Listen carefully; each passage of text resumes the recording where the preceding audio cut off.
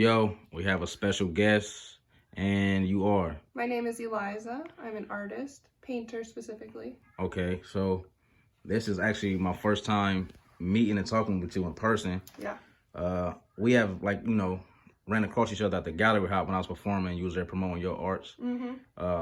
So for everyone that don't know, what exactly you paint, but what exactly do you do with your paints, and how do you promote it, and how you get it out there? Well, right now I'm just a lot online. I've had my stuff in a couple coffee shops and around town. I did a couple donations last year, but right now I'm just kind of like trying to drive it home online, so I need to get out there more. But I'm really glad I met you. Now, hopefully, more people will see my stuff. Yeah, for sure. Yeah. For the ones that that want to contact you or see your art, where can they find you at? I'm on Instagram at Eliza Margaret, Margaret, and then 3 underscores. And then on Facebook, I'm on Emo Arts page. I don't remember, I don't use that as much, but there's a link to it on my Instagram. Okay. And I'm currently working on a website so that I can have everything right there for you to see. What inspired you to, what time frame or around what age did you start getting involved in art and you knew that you had a knack for it, you had a passion for it? Well, I've always super been into art and kind of like expressing myself. I was a music major when I went to college for a couple years.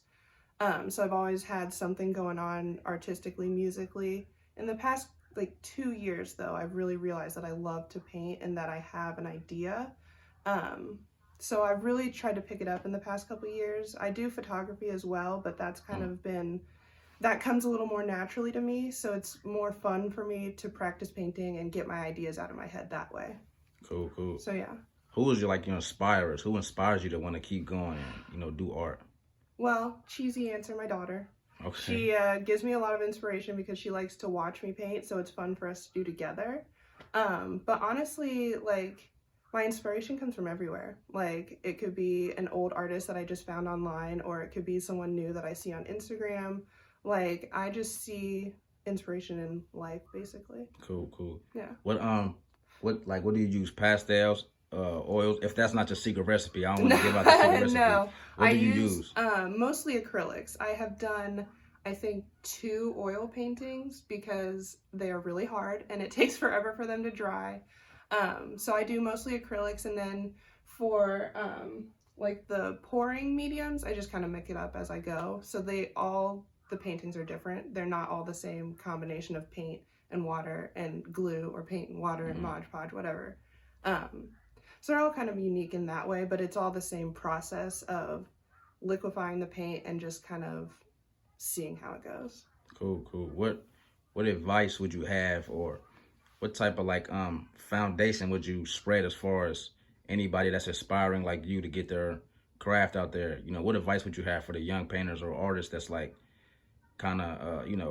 tense getting out there, or got that fear of getting out there? What would you tell them? I would say just do whatever you want, basically, because if you have an idea and you think it's weird, just do it anyways. I have a whole document in my phone that has 2 years worth of ideas that I want to do, but I just haven't done them yet. So at least organize yourself in that way. If you have an idea of what you want to do, get your idea together, and then once you start seeing it come together for yourself, you'll see it come together outside. You'll see yourself seeing more opportunities, because you're already thinking about it. At least that's what it's been for me. The more I think about art, the more I see art opportunities. Right. Yeah. So anything that you want to do, try it, basically. What would be what's the longest amount of time that you spent on one painting, one setting? Not take a break and come back to it at one time. How long did it take you to complete it? This one right over here that we were just talking about. Okay. Yeah.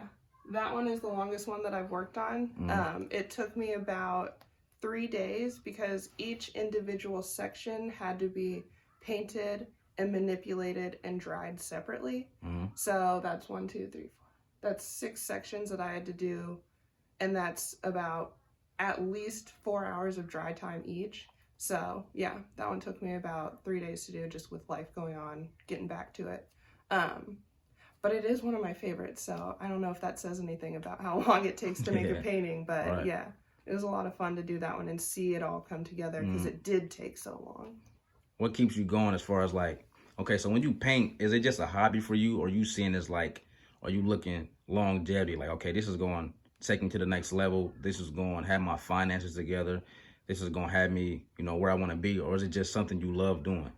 It started out as something that I love doing, but the more that I do it, it's like I want to be able to sustain myself doing this because A, I love to do it, and B, I love the idea of other people having a part of me. Like even strangers, like this is my art, like it's in your house, you get to look at it, you can orient it whatever way you want, you can hang it however you want, but it's something that I made that you liked. So I would really love to be able to get my art out there and be able to sustain myself would be a bonus. But for me, I really love other people connecting through art. Mm-hmm. Yeah.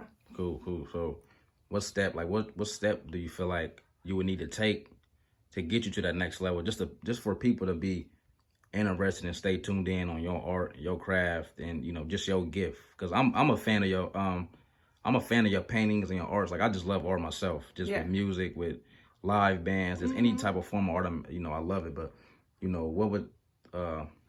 what would you feel like would be the next step, or how you feel like you can raise the bar as far as a painter? For me, for me personally, I think I want to get out more. I want to have more shows, more displays. I just had my work on display in a coffee shop, and it was a coffee shop I work at. So seeing it every day and seeing people interact with it was great. So I would love to have that experience more and be able to have more people throughout the city interacting with my art. So I think that's the next step for me, is getting it out there, getting it into wherever I can get it, residential, retail, whatever, wherever we'll take it. What keeps you going? Like, you wake, what's like a daily, I wouldn't say goal, but like a daily spark, you know what I mean? Do you just wake up and want to get to art, or it's like, all right, I'm gonna do this later, or or you just be in a moment, or do you know what I mean? It's really in the moment for me a lot. Like I can sit and plan a painting, but it doesn't happen until it happens, because a lot of my paintings are actually 2, 3, 4 paintings because I've gone over them. So it really is just kind of like in the moment, and if I force it, sometimes it comes out good, and like if I pick the right colors and it's the right consistency, it could be perfect. But it really has to be that like I'm in the mood, let's do it. And a lot of the time that's like 2 a.m. for me, and I work at 5 a.m. so it's kind of hard. But even then, like some days I'll just be like, this is in my head, I'm gonna do it, and it comes out and I love it, and I'm always happy that I tried it. So that's kind of my thing. It's like in the moment and probably late night. Yeah, you gotta try it, man. 'Cause you miss 100% of the shots you don't take. That is true. But another question is, what would be like the just a base pay, like of what would you charge? What would be like just a minimum foundation of a charge for your paintings? You know what I mean? What would you charge? It all depends on the painting, but I have small ones that I do for 20. I have a lot of pieces that aren't on canvas, so it's not like a huge thing. You could have something like little on a piece of paper frame, so I have a lot of those that I do for 10, 15. And those are nice because it's not just a print, it's an original. So you get an original, but it's not huge and it's not bulky like canvases can be.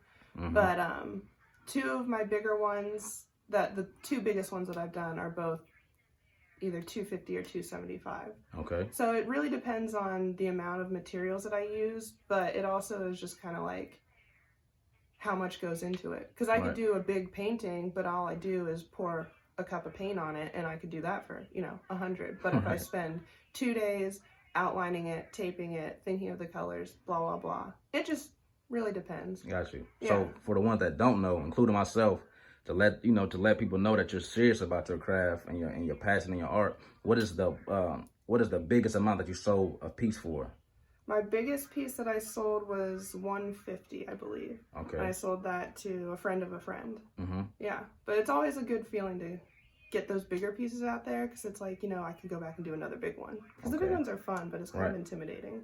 Right. Yeah. So what is one, to the ones that don't know in your audience and the ones that's listening and your supporters, what is one crazy fun fact about yourself? One crazy fun fact about myself. When I was 17, I went on a school trip to Russia, and we had to take an overnight train from Moscow to St. Petersburg. What? And it was like a super old train, so there was like actual cars and there was like air space in between them. So we went out in between the cars and smoked cigs. So long. Yeah. But that was pretty crazy. Yeah. So there you have it, man. And you are, again? I'm Eliza Keller. Eliza Margaret, 3 underscores on Instagram. And there you have it, man. Good interview. To the ones that don't know, stay tuned for her next projects, her artworks, man. And, you know, pay attention and we're going to keep it going. Thank you.